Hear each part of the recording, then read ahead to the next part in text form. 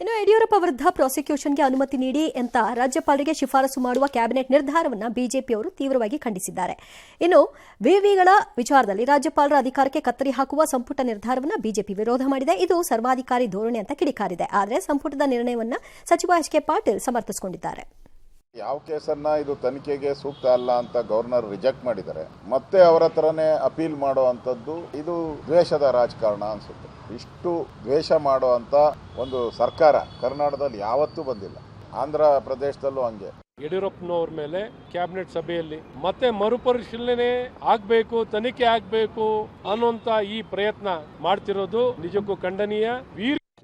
ಮಾಡಿರ್ತಕ್ಕಂಥ ನಿರ್ಣಯ ಸಮರ್ಪಕವಾದದ್ದಲ್ಲ ಅನ್ನುವಂಥ ನಮ್ಮ ನಿಲುವಿನಿಂದ ಮಾನ್ಯ ರಾಜ್ಯಪಾಲರಿಗೆ ಆ ಒಂದು ನಿರ್ಣಯವನ್ನು ಪುನರ್ ಪರಿಶೀಲನೆ ಮಾಡೋದಕ್ಕೆ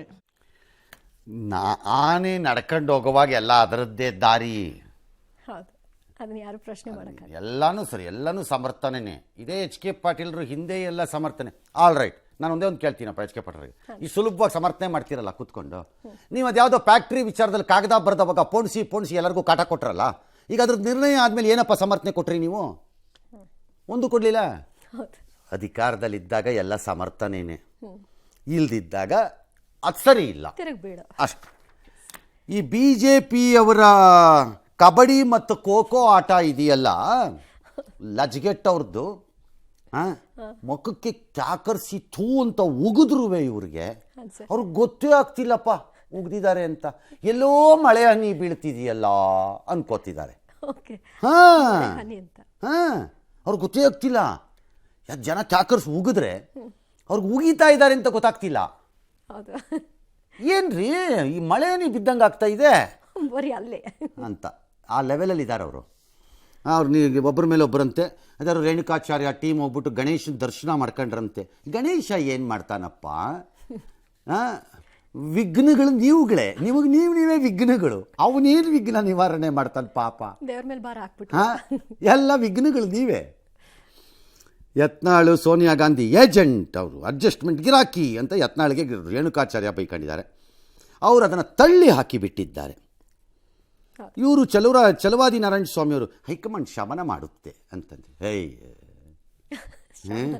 ಚೆನ್ನಾಗಿದೆ. ಇನ್ನೇನು ಗೊತ್ತಿಲ್ವಲ್ಲ ಹೇಳಕ್ಕೆ. ನಾರಾಯಣ ಸ್ವಾಮಿ ಭಯ, ಏನಾದ್ರು ಮಾತಾಡ್ಬಿಟ್ರೆ ಯತ್ನಾಳ್ ಬೈಕೊಂಡು ಓಡಾಡ್ತಾನೆ. ಈ ಕಡೆ ಮಾತಾಡಿದ್ರೆ ಯಡಿಯೂರಪ್ಪನ ಕ್ಯಾಂಪ್ನವ್ರು ಬೈತಾರೆ. ಯಾಕಪ್ಪ ಸಮಾಸ? ಇದು ಹೈಕಮಾಂಡ್ ಸೆಟ್ಲ್ ಮಾಡುತ್ತೆ. ಇದು ನಮ್ಮ ಮನೆಯೊಳಗಿನ ಜಗಳ, ನಾವು ಸೆಟ್ಲ್ ಮಾಡ್ಕೋತೀವಪ್ಪ ಅಂದ್ಬಿಟ್ರೆ ಆಯ್ತು. ಚೆನ್ನಾಗಿದೆ. ಇವರು ಯಡಿಯೂರಪ್ಪನವರಿಂದ ಬೆಳೆದು ಕೊಂಡು ಹೋದ ಅಂತ ಹೇಳಲ್ಲ. ಇವರು ಕಾಂಗ್ರೆಸ್ ಏಜೆಂಟ್ರು. ಸೋನಿಯಾ ಗಾಂಧಿ, ರಾಹುಲ್ ಗಾಂಧಿ ಸುಪಾರಿ ಕೊಡ್ತಾರೆ. ಆಂತರಿಕವಾಗಿ ಕಚ್ಚಾಟ ಮಾಡೋ, ಸಂಘರ್ಷ ಮಾಡಿಸೋಂಥದ್ದು. ಕಾಂಗ್ರೆಸ್ಸಿನ ಪ್ರಭಾವ ಸಚಿವರ ಜೊತೆಗೆ ಹೊಂದಾಣಿಕೆ ಮಾಡ್ಕೊಂಡು ಇಡೀ ಜಿಲ್ಲೆಯಲ್ಲಿ ಬಿಜೆಪಿ ಶಾಸಕರು ಸೋಲಿಸಿದ್ದೀನಿ. 3 ರೂಪಾಯಿ ಚುನಾವಣೆ ನೀನೇ ಸೋಲಿ ಕಾರಣ. ಮೊನ್ನೆ ಸ್ಟಾರ್ ಕ್ಯಾಂಪಿನಿಯರ್ ಹೋಗಿದ್ದಾರಪ್ಪ ಸಿಗ್ಗಾವ್ಗೆ, ಬೊಮ್ಮಾಯಿ ಮಗೆ ಗೆಲ್ತದ್ದು ಭರತ್ ಬೊಮ್ಮಾಯಿ. ಆ ಸೋಲಿಗೆ ನೀನೇ ಕಾರಣ, ನೀನು ಹರಪಾಯಿ ಕಾರಣ ಅಂತ ಹೇಳ್ತೀನಿ. ನಾವು ಸಿದ್ದರಾಮಯ್ಯ ಡಿ ಕೆ ಶಿವಕುಮಾರ್ ಅವರಿಗೆ ಅಡ್ಜಸ್ಟ್ಮೆಂಟ್ ಇಲ್ಲ. ಅಡ್ಜಸ್ಟ್ಮೆಂಟ್ ಇದ್ದ ನಮ್ಮ ಸಕ್ಕರೆ ಕಾರ್ಖಾನೆಗೆ ಇಟ್ಟು ತೊಂದರೆ ಕೊಡ್ತಿರ್ಲಿಲ್ಲ. ನನ್ನ ಮೇಲೆ 42 ಕೇಸುಗಳನ್ನು ಸಿದ್ದರಾಮಯ್ಯ ಈಗ ಈ ಯತ್ನಾಳ್ ಏನು ಹೇಳಿದ್ರು? ನಮ್ದು ಅಡ್ಜಸ್ಟ್ಮೆಂಟ್ ಇಲ್ಲ. ವಿಜಯೇಂದ್ರ ಯಡಿಯೂರಪ್ಪನವ್ರು ನಮ್ದು ಅಡ್ಜಸ್ಟ್ಮೆಂಟ್ ಇಲ್ಲ, ನಾವು ಅಡ್ಜಸ್ಟ್ ಆಗಿದ್ರೆ ಸಕ್ಕರೆ ಕಾರ್ಖಾನೆಯಲ್ಲಿ ತೊಂದರೆ ಕೊಡ್ತಿರಲಿಲ್ಲ, ಅವ್ರಿಗೆ ಕೇಸ್ ಆಗ್ತಿಲ್ಲ. ಯಡಿಯೂರಪ್ಪ ನಾನು ಅಡ್ಜಸ್ಟ್ ಆಗಿದ್ರೆ ನನ್ನ ಮೇಲೆ ಕೇಸ್ ಆಗ್ತಿರ್ತಿರ್ಲಿಲ್ಲ. ಅಂದರೆ ಇಬ್ರು ಒಂದೇ ಆಯ್ತಲ್ಲ ಪ್ರಾಬ್ಲಮ್ಮು. ಮತ್ತೆ ಇನ್ನೇನು ನಿಮ್ಮ ಪ್ರಾಬ್ಲಮ್ಮು? ಕುಸ್ತಿ ಯಾಕೆ ಅರ್ಥ ಆಗ್ತಿಲ್ಲ. ಭಾಳ ಮಜಾ ಕೊಡ್ತೀರಾ ಕಣ್ರಪ್ಪ, ಏನೇ ಆಗಲಿ ನೀವು. Super entertainment. ಹಾಂ.